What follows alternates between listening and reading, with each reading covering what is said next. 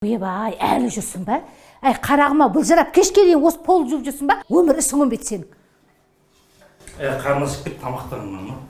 Сен не істеп жүрсің? Айтсай мамаға маған қайта-қайта күніне ұрса береді. Менің оң қолым бар ма не? Қош. Дұрыс айтады. Ол еркек, не ол үйдің осы үйдің қатыны өлмеді? Сен емес па? Оның қатысы қанша? Мінекей осындай ситуация әрбір отбасында демей қойын, бірақ екінің бірінің үйінде болып жатыр.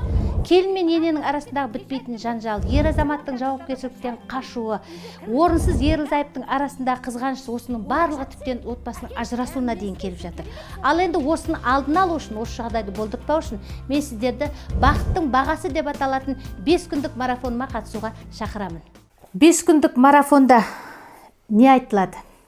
Әрине, бірінші өздеріңіздің өтініштеріңіз бойынша бала тәрбиесі туралы айтамыз. Баланы бір күнде тәрбиелеуге болмайды. Бала деген ол өмір бойы тәрбиеленетін бала. Сондықтан да сіздердің маған қойып жатқан сұрақтарыңыздың ішінде әсіресе қыз бала туралы қалай тәрбиелеу керек деп қазіргі заманда жас аналар көп сұрақ қояды. Ендеше мен барымша қыз балаға да, ер балаға қатысты бала тәрбиесі туралы әңгіме қозғайтын боламын.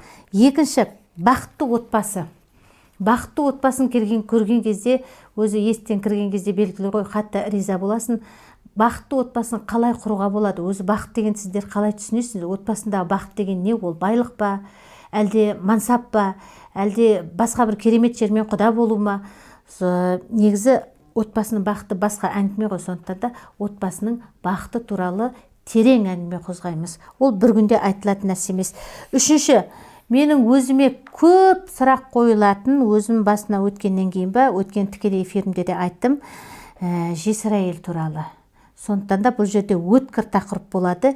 Жесірдің бақытының бағасы. Жесір әйел бақытқа қалай жетті? Оның қадірін тек басынан өткендер ғана біледі. Ендеше жесір әйелдерге қатысты бұл жерде де үлкен тақырып қозғалады.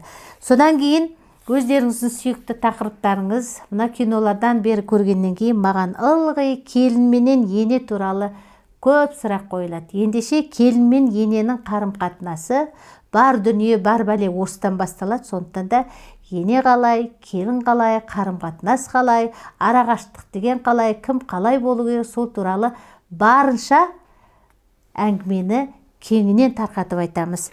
Енді отбасы гармониясы. Отбасы гармониясын, оны арғайтып семіз шық дейді, сол басталған кезде айтамыз. Отбасы гармониясы түсінген адамға бұл үлкен тақырып. Отан отбасынан басталады. Егер отбасының гармониясы дұрыс болса, біздің отанымыз да, салт дәстүріміз де, халқымыз да барлығы тыныш жақсы болады. Мен қазақпын деп айқайлап айта аламыз. Сондықтан да отбасы гармониясы тікелей бәрімізге қатысы бар.